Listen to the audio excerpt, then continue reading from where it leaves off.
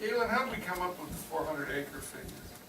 Well, the Board of Supervisors, okay, thank you. The Board of Supervisors established a working committee to look at what it should be. That was comprised of our department, Brian Dolly, the assessor, president of the Farm Bureau, Mr. Wasick, and that was part of it. But then there was also discussions on that. There was a recognition that the program isn't funded anymore, so there should be some tightening that happens. That was kind of arrived at as a reasonable number, and so that was put into the guidelines. So it was through those meetings of that working group, through the meetings that the Board of Supervisors had, which there were a lot of them, a lot for a number of years, and so those standards were put in place. And I'd just like to add to that there is exceptions to those rules. Sometimes a contract holder will have a smaller parcel, say 85 acres, but it's part of a larger agricultural operation. Okay. So, but we did have to set the guidelines if that is the case where the guy has the 85 acres, but he might have thousands of other acres. Right.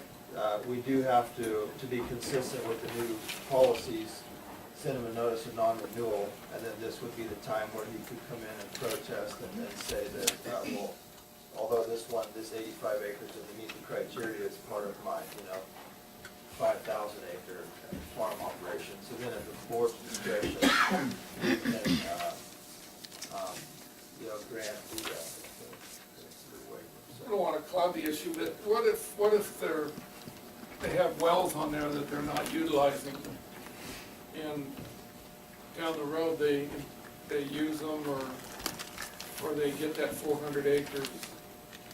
Well, if they had adequate and available irrigation, the guidelines are in your packet, so I'm sure you've seen those. Yeah. But, so it's a matter of the availability of the water for use, and, so if there was information that in fact there is water available that meets that definition or that standard, then, it would only be 100 acres, not 400 acres. Okay, yeah, I saw that.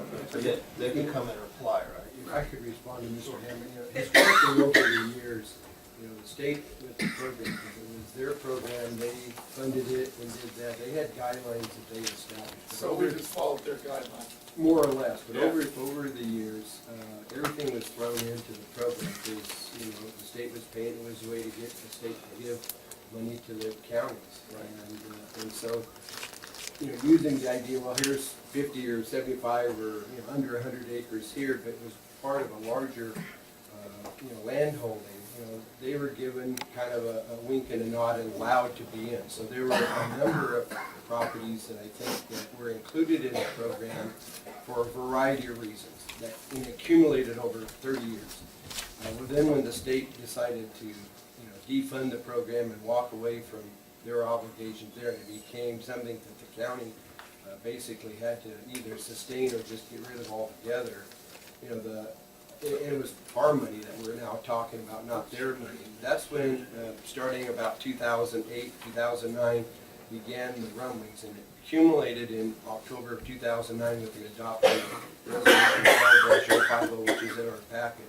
And it grew out of a subcommittee that Mr. Dolly and Mr. Wasick represented the board and the ag community to kind of hone in and maintain what would be the characteristics and values of what the Williamson Act that the state envisioned embraced, and try to filter out all the little pieces that really had accumulated in there. And this process has been, it's kind of like a detoxing of what really should be included and what should not be. And all along, had I think the standards been rigidly followed and that we adhered to what the state had really set out to do, a lot of these properties would probably never have been included in the first place. So that's kind of, and I think that that 400 acre standard, the 100 acre standard, were all evolved as a collective thing, and the board in essence accepted what was given to them as an ag community as a condition of keeping the Williamson Act program alive in Lassen County, irrespective of what the state does. Because it would be real easy to walk away from it altogether, but I think our county has embraced the ag program and wants to do what it can to support it. And then ultimately, in the end, tax-wise, even though we have to sacrifice a certain amount of revenue to the county, the state would probably love to see us walk away from it, because it would enhance the amount of tax revenue they were to receive from the farmers that they could use to pay for their school. But by us keeping the program alive, keeps the tax break in place so that the state has to backfill that school funding without having to take $1 million out of the pockets of the local farmers. Okay, thanks. So basically, we have a couple of parcels here that don't meet the requirements, and if there's no public comment on this, is the applicant who's protesting this here today? Oh, I'm sorry. Okay. Mario and Marilee Perez. Okay. If not, we'll bring it back to the board. What's the pleasure? Well, I would find that the contract does not meet the acreage requirements of Lassen County Williamson Act Policy Section 1H, and determine that the recorded non-renewal notice is appropriate. I'll second that. Okay, it's been moved and seconded. Those in favor, say aye. Aye. Any opposed? Okay, the chair votes aye. Okay, we will move on to item D4. It's the Betty Act. Yes, thank you, Mr. Chairman. I don't think I could say the name any better. If they're here, maybe they can let us know how it's said. Labadie and Hackmat. This is a similar situation. On page 2 of the staff report, it indicates the acreage of the parcel, and it's a 168-acre parcel without adequate and available water for irrigation. Therefore, it was on our list to be non-renewed in accordance with the policies that the board had adopted. So, in absence of any information to the contrary, we would recommend that you invite comments and then find that the non-renewal notice was appropriately recorded. Is are the applicants here file the protest? Are they here? Or would they like to speak on the matter? Would anyone else from the public have any comments on this? I have a question, Jim. So, yeah. So is this a standalone type of contract? It's not part of another? Well, what happens with contracts is people can sell land. It's your right to sell land if you have land. And if you have a 1,000-acre contract and you sell 500 acres, now you have two unique owners that may not necessarily be operating together that now own 500 acres. Well, that meets the requirements, the 400-acre minimum without irrigation, and so it's good. Imagine that you have a contract holder that sells a piece of land and they sell 80 acres. Well, it no longer meets the requirements, but the restriction on the land to the production of food and fiber, that goes with the land to future landowners. So now you have an 80-acre piece of land. You can't, in order to build a house or do anything on it, you have to support that it's for the production of food and fiber. It's no longer a viable contract under our definitions, and so it's non-renewed. So I imagine that that's the case here. Ken may be able to speak to the history more, but we're looking at individual owners, how they own it, because that owner is the one that owns the contract. Okay. Is there any other questions by board members? Okay, what's the pleasure of the board?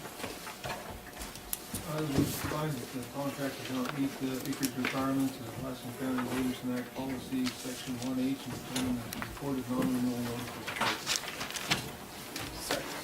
It's been moved and seconded. All those in favor say aye. Aye. Any opposed? The chair votes aye.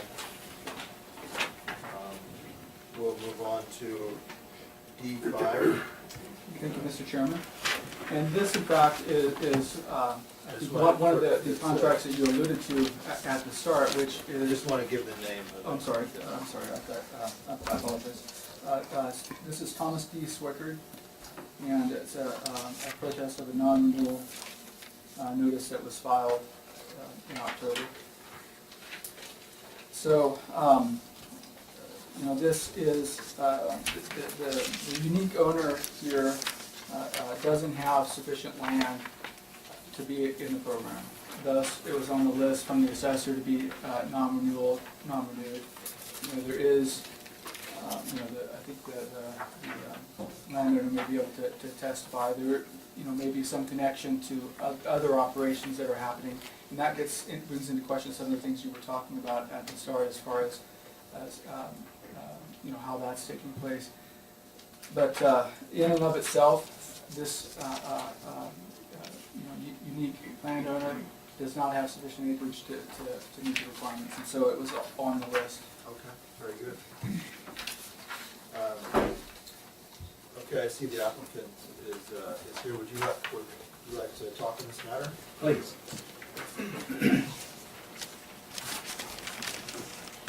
Yes, I'm Todd Swickard, and Thomas Swickard is here with me. And this parcel is actually part of a larger operation. It's in irrigated alfalfa right now. It's currently in production. And it's just split off in name only, and it's actually part of a larger parcel that's farmed off the same well and immediately adjacent to it. How many acres is that parcel, the adjoining parcel that it used to belong to? Well, it's 60 acres. There's two parcels here, the two that are on your list, and it's approximately 40 and 20, and then there's 60 adjacent to it, so it'd be 120 acres total. And it's being irrigated off that well? Yes. And whose property is the well on top? 5 Land and Cattle Company. And for the record, who is Thomas D. Swickard? Who is he? Right here. Thomas Swickard's here. He's an owner in 5 Land and Cattle Company. He is an owner of 5 Land. Yes. Okay. Okay, Okay. thanks. Okay. Any other comments from the public?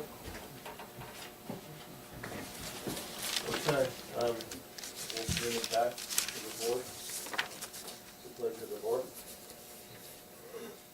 Well, I would say, Mr. Chairman, given the circumstances of the unique property owners and the way it is being utilized in that fashion, even though the parcels are broken off and have different ownerships, it's a family ownership, it's not, and I think it's being utilized for agriculture, so I would be in favor of granting the appeal on this particular level.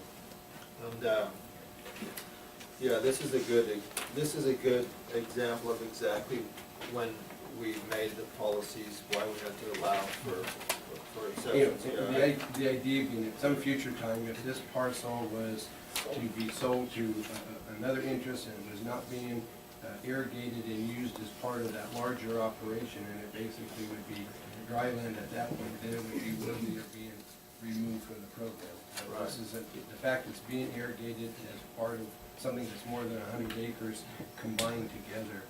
I think it meets the minimum test required or expected by the policy and by the state law.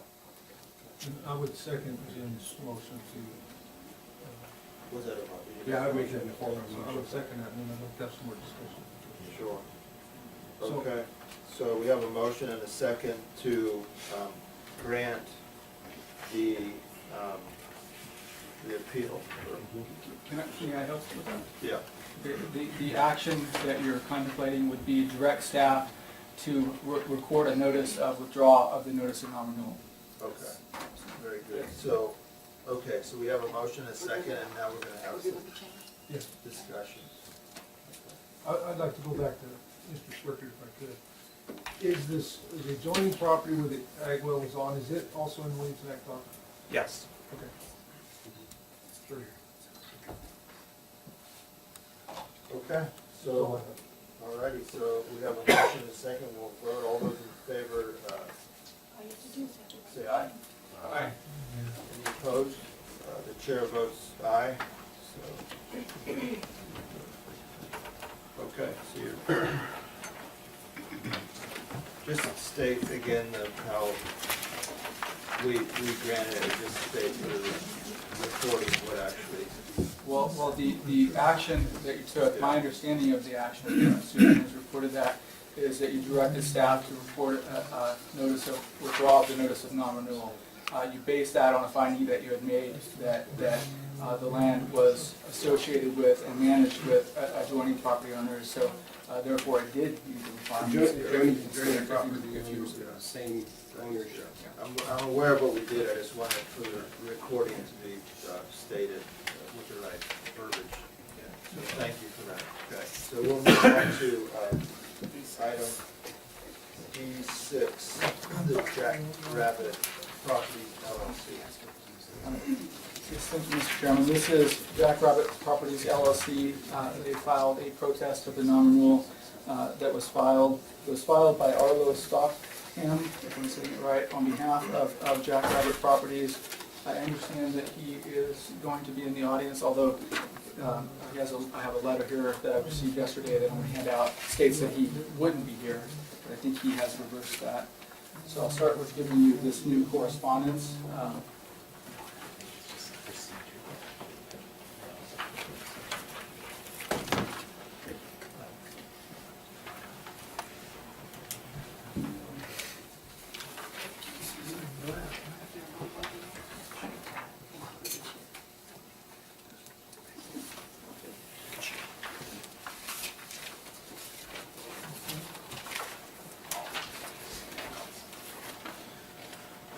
So this contract was non-renewed at the direction of the Board of Supervisors pursuant to Resolution 12050, which is the Williamson Act Policies and Procedures for Lassen County. And it was non-renewed because parts of the contract or the ownership had entered into a conservation easement. So consistent with prior protests, what staff has done has prepared a draft notice of withdrawal of notice, a partial withdrawal of notice of non-renewal that would basically keep the non-renewal effective for the lands that are in the conservation easement, but allow the lands to remain in. The landowner, or actually the Mr.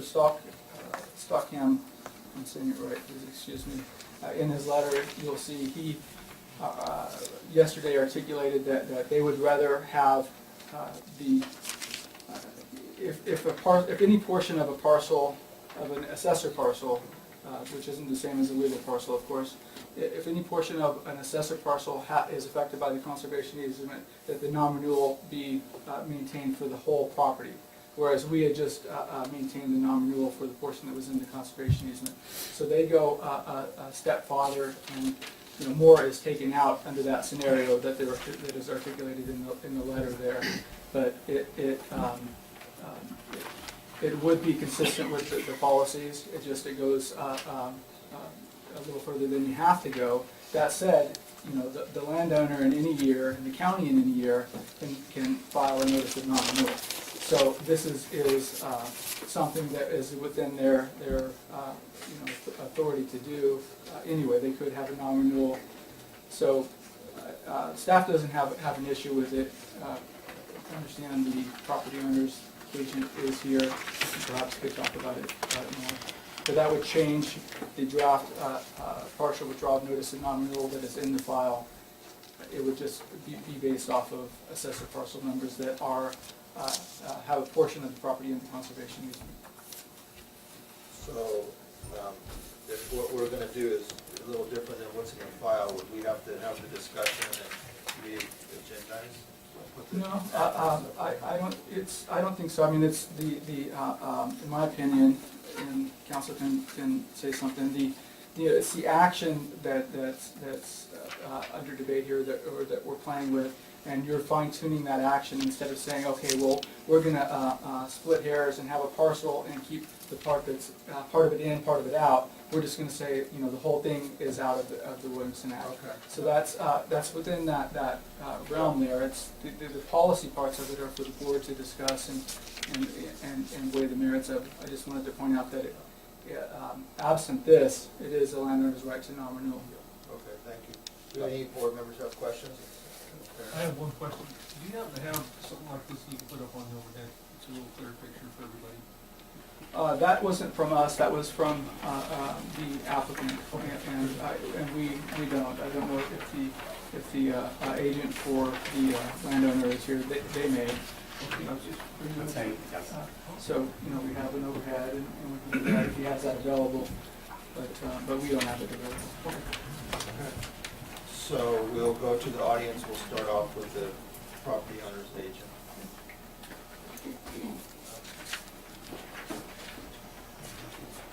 Just go ahead and state your name. Thank you, board members. My name is Arlo Stockton. I'm the manager for Jackrabbit Properties. Most of our operations in Nevada, it's really kind of unfortunate we're here today. I know it's a difficult situation for you, but for us it's more than doubling of our taxes, which is really going to make it hard to run a viable ranching operation. We're a little different probably than most Deer County, in that we're way off on the east end, primarily unirrigated, surrounded by federal land, wilderness study areas. So to make a long story short, you know, the sage grouse situation is a real problem, and we're real concerned what it's going to do to all of our operations. So we, our ownership group is pretty engaged in wildlife conservation and agreed with the government to do these wetland conservation easements. In particular, the Shin Ranch, I think your staff was going to put it up, is home to some sage grouse leks. Unfortunately, part of it got burned a couple of years ago, but it's really valuable habitat for the sage grouse. In speaking with your staff, there seems to be a perception that this is some type of double dipping on a tax credit of sorts, and we're taking advantage of the system.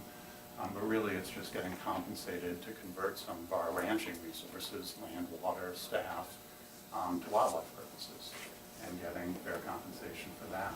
It reduces the profitability of the operation, and you know, there's a cost on our end that goes on in perpetuity.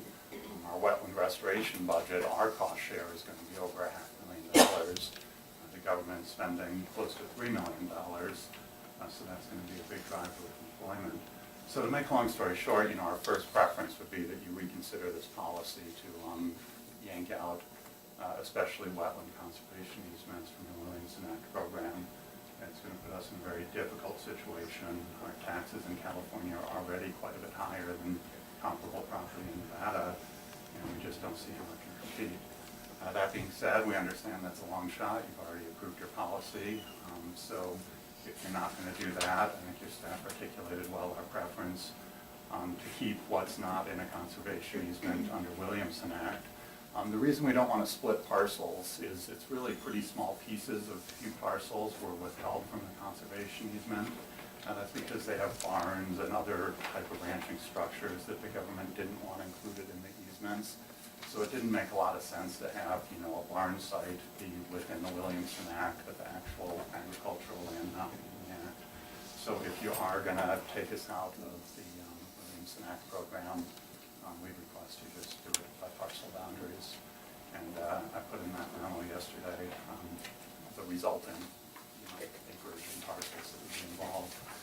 I wasn't going to be able to make it here, but I was able to reschedule a couple meetings to make it because this really is a pretty big deal for our company. And we're not quite sure how we're going to manage. We may list some of the property for sale. We can't pay the taxes with the ranching revenue we receive.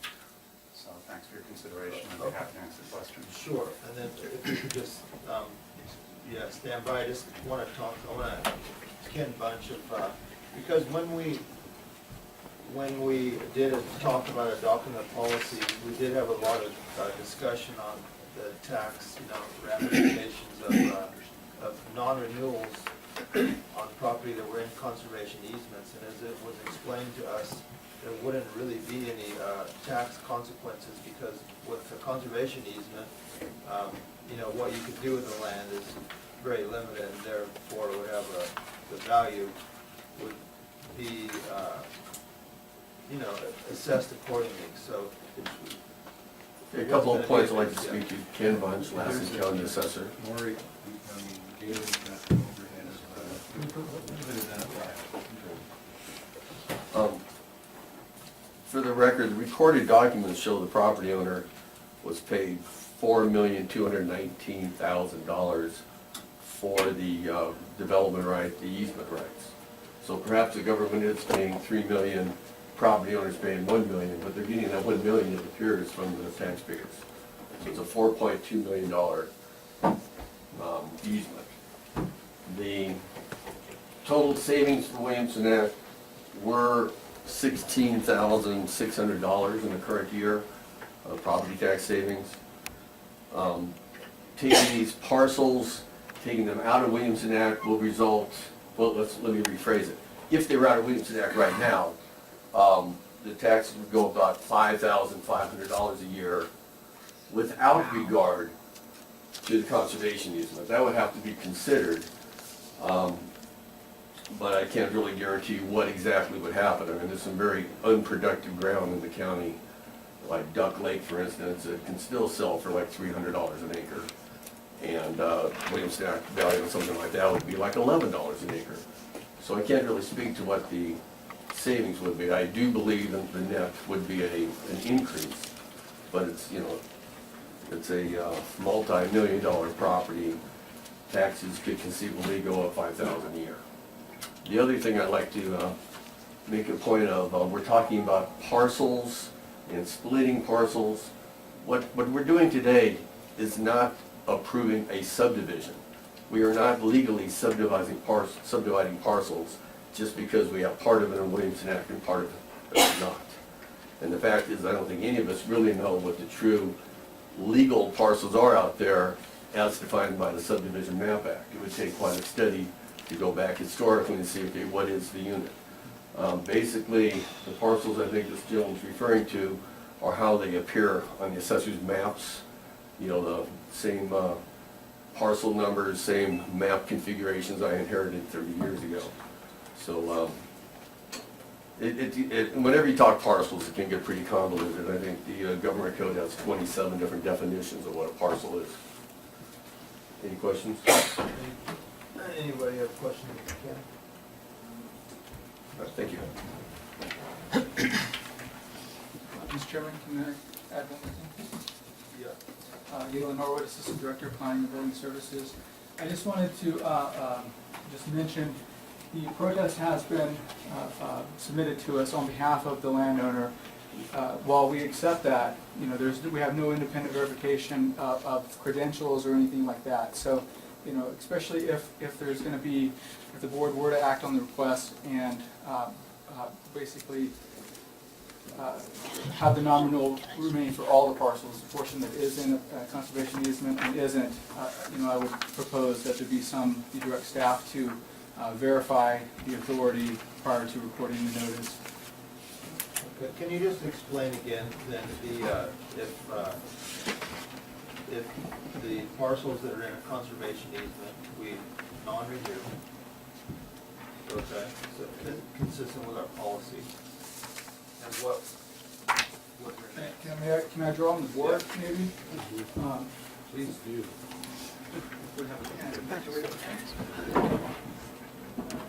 Galen, while you're right there, where's the Nevada line? I'm sorry? While you're right there, where's the Nevada line? I think it's right here. Or right here. I might be able to help with this one. Yeah. The white line? Oh, sorry.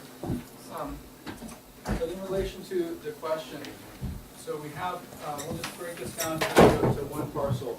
The Board of Supervisors adopted a resolution, gave staff policies to go by, and they said, one of them was, if land is in a conservation easement, it should be non-renewed.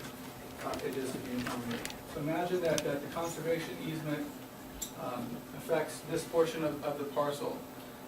So we filed the notice of non-renewal for the whole parcel, because we can't, you know, we didn't have a mechanism to separate that. The board, absent the landowner agreeing to it, the board doesn't have the option of doing a partial. The partial only becomes an option because the landowner is agreeing to it. So the whole parcel was not renewed. So then the draft notice of partial withdrawal of notice of non-renewal that's in the packet would say, okay, we want to withdraw it for this, but we want this part to stay in. What the landowner, my understanding of what the landowner is saying is, they would rather that all of it remain in the nominal notice. That, in other words, that all of it be out of the Williamson Act program, and not just the portion that's in the conservation easement. And the other lands that are not attached to a conservation easement would remain in the Williams Act. So my understanding of the agent's proposal is that if you had an adjoining parcel that was entirely out, then the notice would be withdrawn for that. So